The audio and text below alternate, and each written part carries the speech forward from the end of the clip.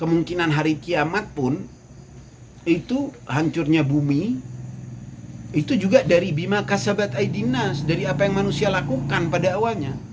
Karena Allah pada hakikatnya itu selalu Allah menginginkan bumi ini seperti surga.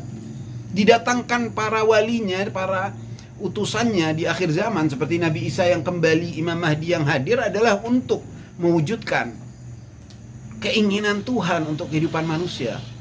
Yang saling tolong menolong, yang saling mendukung, bukan yang saling memperkaya diri untuk saling perang dan menghancurkan semua, dan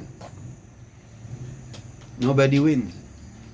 Level atas sepertinya sudah tegang, tapi di berita kita mungkin tidak lihat, kita masih melihat soal coronavirus, soal rasisme yang sedang melanda, yang masih melanda dunia sampai saat ini, dan soal berita-berita lain. Berita-berita seperti ini pasti terlewatkan, sehingga manusia pada umumnya ingat aja tidak, tahu aja tidak. Bagian yang paling membuat serius adalah khususnya juga kitab suci telah menyebut hal ini. Kalau memang yang dimaksud adalah nuclear war, perang nuklir. Ya Rabb, mudah-mudahan ya Rabb, insyaallah kita semua termasuk yang diselamatkan oleh Allah. Dalam Al-Quran ada sebuah surat yang dinamakan dengan surat Ad-Dukhan, yang berarti asap, kabut. Dia surat ke-44 dan ada 59 ayat di dalamnya. Di dalam ayat ke-10 itu dijelaskan, fartaqib yawma ta'ti as-sama' bidukhanin mubin. Tunggulah hari ketika langit datang asap yang nyata, dan dijelaskan sifat lainnya yaitu meliputi manusia. Dan dalam riwayat juga ini menunjukkan diantara tanda-tanda akhir zaman hadirnya asap itu. Sebab-sebabnya macam-macam. Ada yang bilang karena meteor jatuh, ada banyak sekali analisa.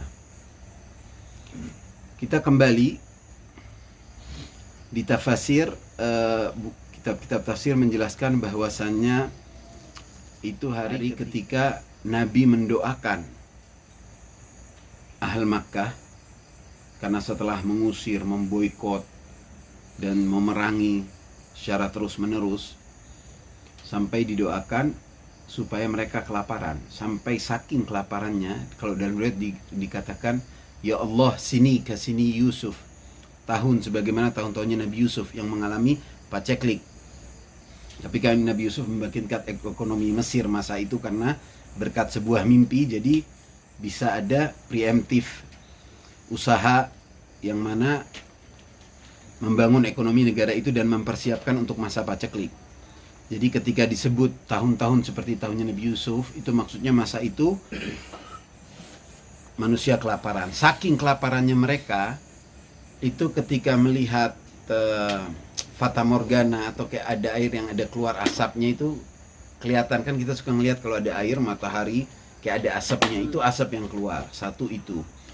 Kedua, katanya juga hari ketika Fathu Makkah, waktu kembali muslimin dari Madinah ke Mekah, yang kemudian kufar Quraisy, para penyembah berharani yang selama itu memusuhi muslimin, akhirnya tunduk dan nyerah.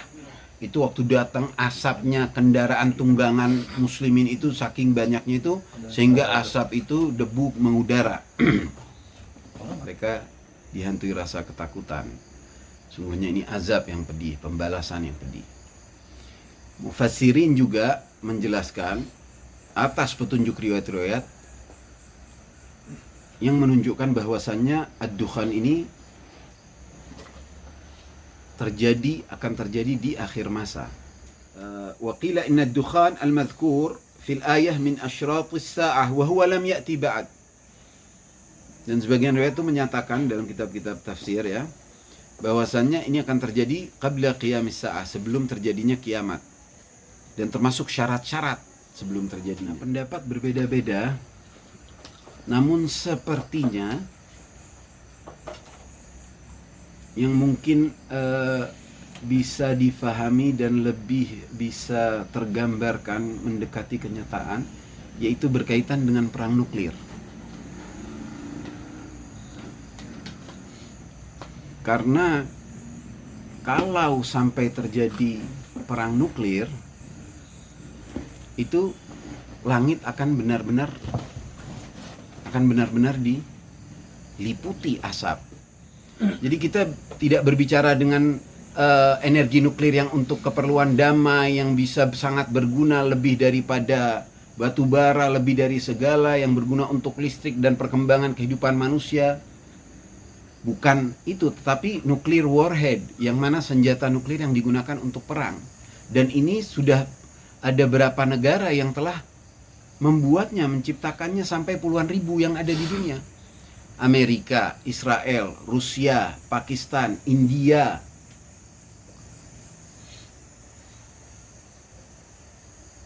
Perancis, Inggris, dan lain-lain.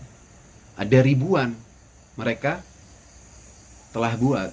Dan di tahun lalu, tahun 2019, akhir tahun lalu, Amerika bahkan sudah menaruhnya di dalam laut, menaruh ke submarine, menurunkannya, sudah dideploy.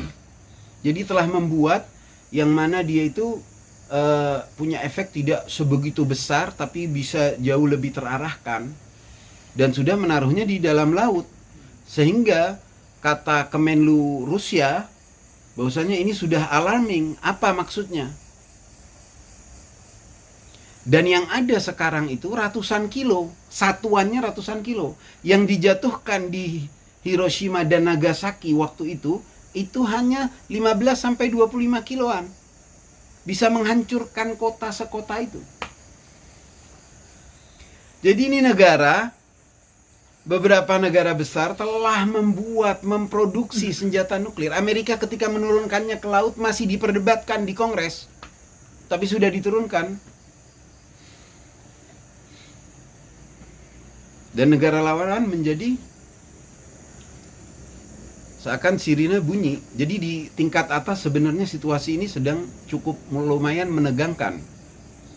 Sampai kalau kata mantan Presiden Irlandia Mary Robinson waktu dia buat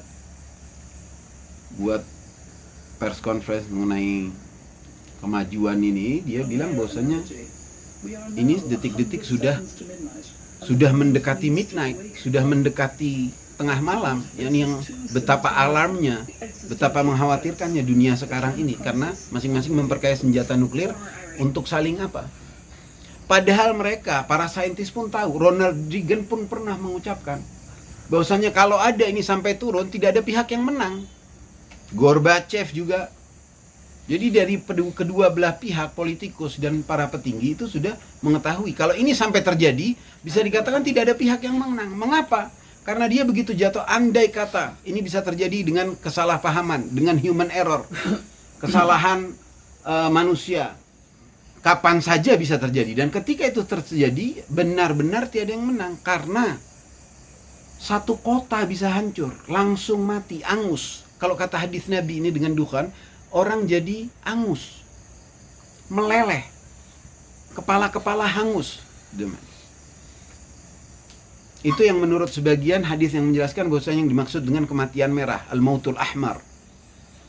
Ada lagi al-mautul abyad, masa jika mengenai kota yang terkena langsung terbakar, yang terbakar meleleh, kemudian yang tidak terkena sekitar senegara atau negara-negara sekitarnya itu bisa terkena radiasi.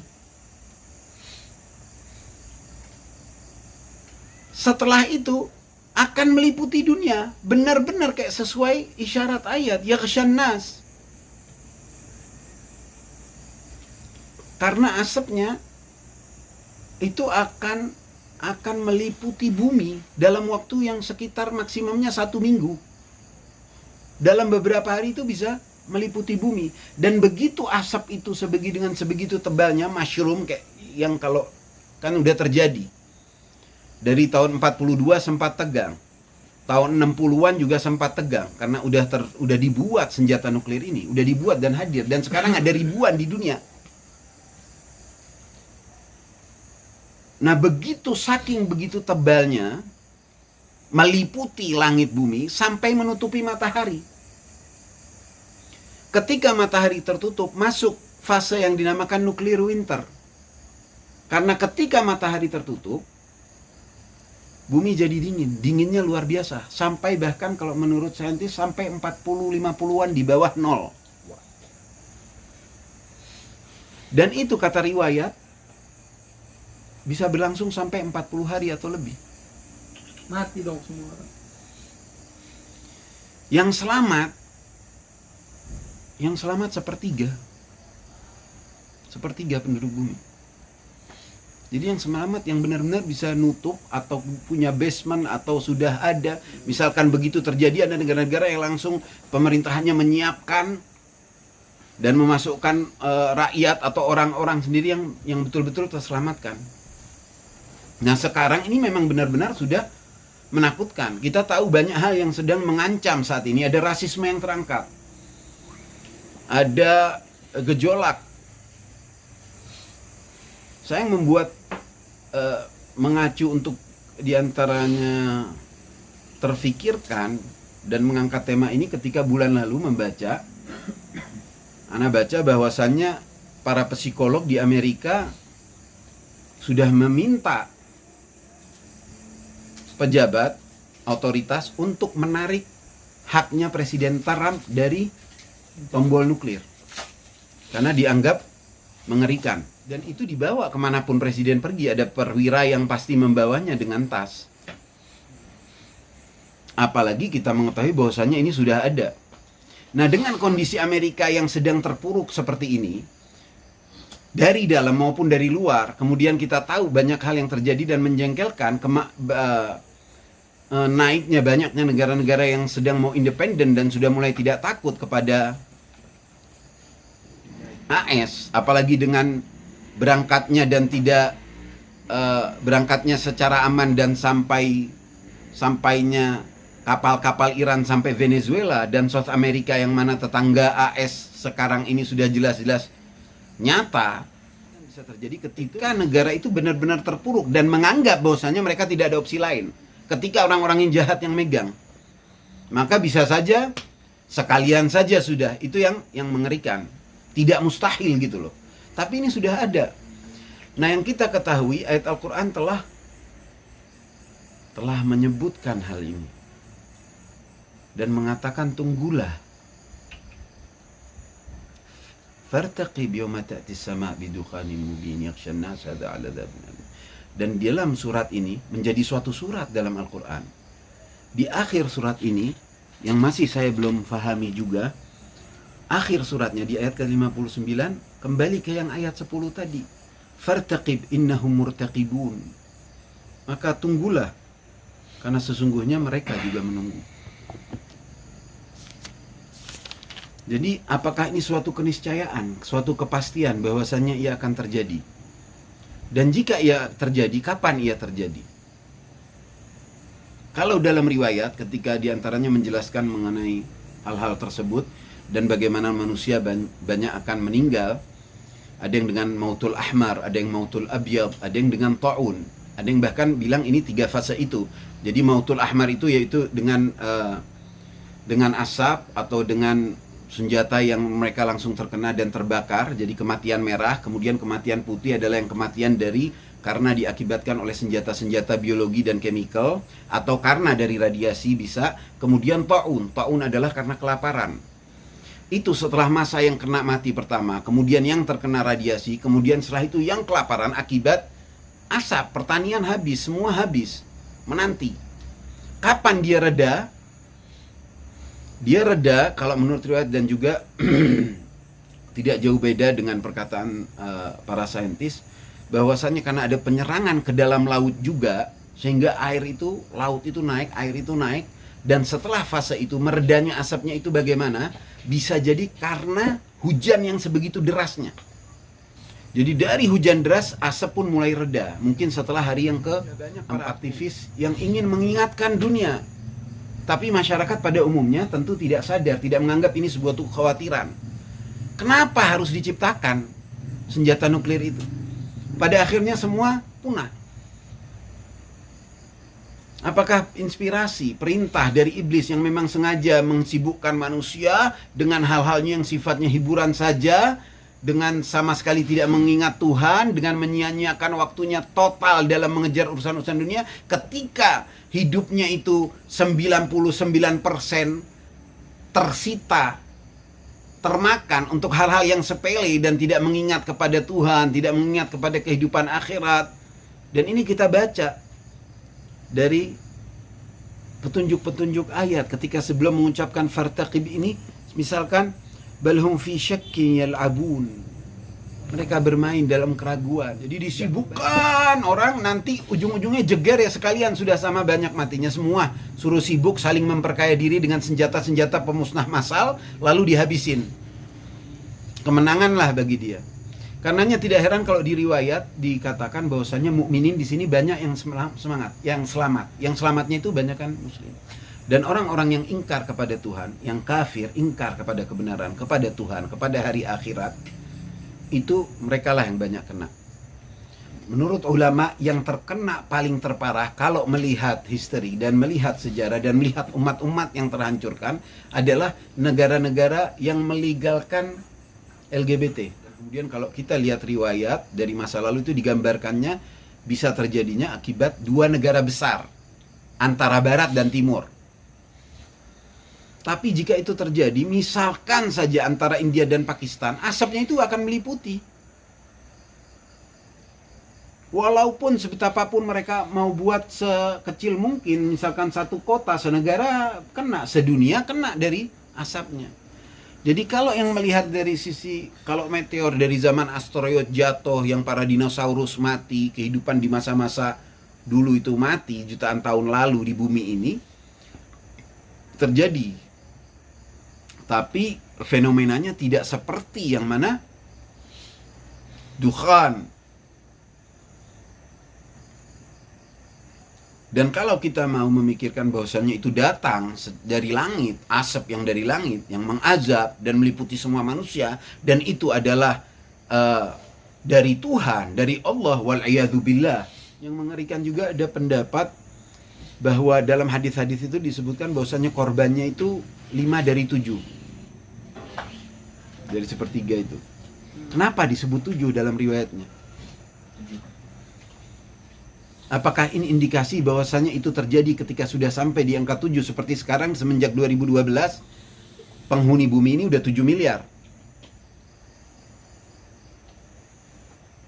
Kalau menurut data kemungkinan besar di tahun 2025 penghuni bumi akan sampai pada 8 miliar. Lalu apakah ini mengindikasikan bahwasannya ini akan terjadi sebelum 2025? Wallahu a'lam. Pertanyaan lainnya yaitu apakah dia sebelum atau sesudah masa Imam Mahdi? Kalau kita kaji riwayat, itu bisa kemungkinan besar sebelum, tapi kemungkinan juga bersamaan, kemungkinan juga setelahnya. Dan sepertinya di tahun yang sama setelah itu terjadi. Jadi yakni manusia itu hancur harapan terhadap. Jadi bukan hanya sekarang udah kejenuhan merata terhadap semua sistem yang ada, terhadap hubungan satu negara dengan lainnya, terhadap kebiadaban-kebiadaban, ketamakan. Manusia ingin hidup senang di atas kesengsaraan yang lainnya. Nah, jadi ada kemungkinan juga riwayat itu di tahun yang sama setelah terjadi perang nuklir atau dukhan ini, di tahun itulah Imam Mahdi akan muncul.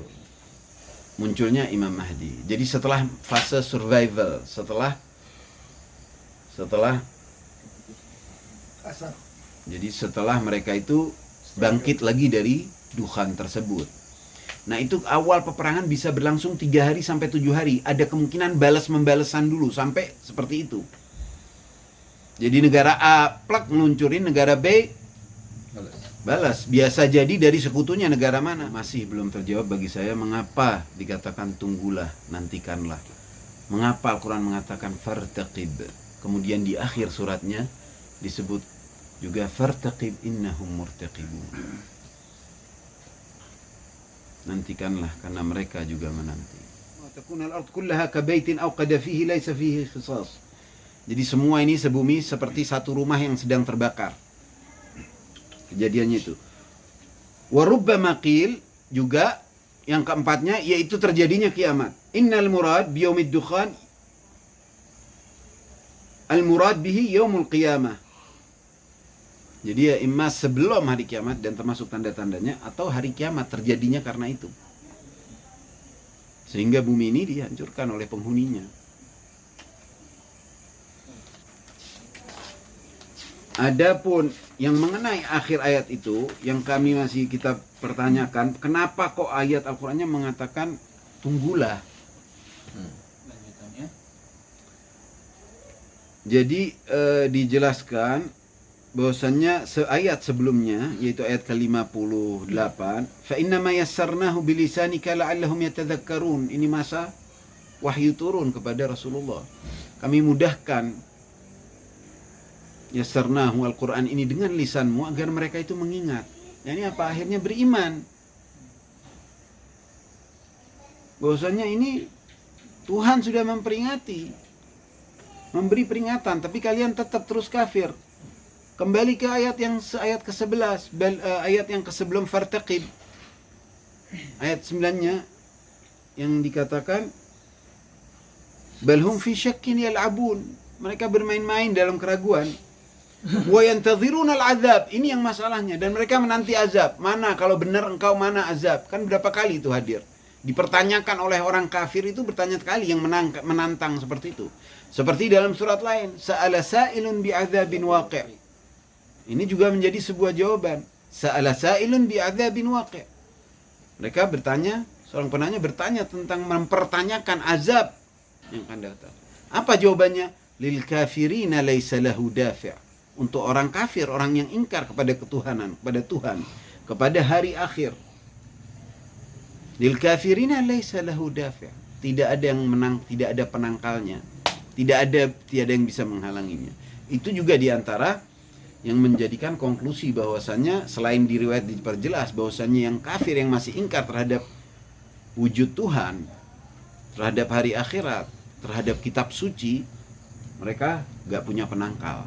Jadi kalau dikatakan dalam riwayat itu bahwasanya mukminin akan terselamatkan dan mereka hanya sakit-sakit seperti sakit flu, itu wallahu alam seperti apa gitu.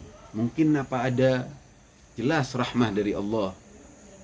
Tapi secara naturalnya bagaimana, apakah mereka terjauhkan ataukah mereka terselamatkan, atau ada yang menghalangi azab itu dari Allah sehingga mereka tidak begitu terdampak parah sebagaimana lainnya. Bisa seperti itu. Makanya kata-kata ini fartaqib innahum murtaqibun, yakni fantaziril azab innahum muntaziruna lah. Nantikan azab. Mereka sudah menunggu. Jadi dari masa itu, dari masa yang dulu, sifatnya sifat ahmaknya kufar itu, orang-orang kafir yang tidak mau beriman, tetap selalu ingkar. Mereka itu menanti azab, memanggil, menantang azab. Mana ya? Kapan datang? Kalau seperti itu. Itu satu kemungkinan yang disebutkan dalam ya Rab. Allahumma antas salam wa minkas salam wa ilaika ya'udus salam. La ilaha illallah wahdahu la syarika lah, lahul mulku wa lahul hamdu yuhyi wa yumit wa huwa hayyun la yamut biyadihil khair innahu ala kulli syai'in qadir.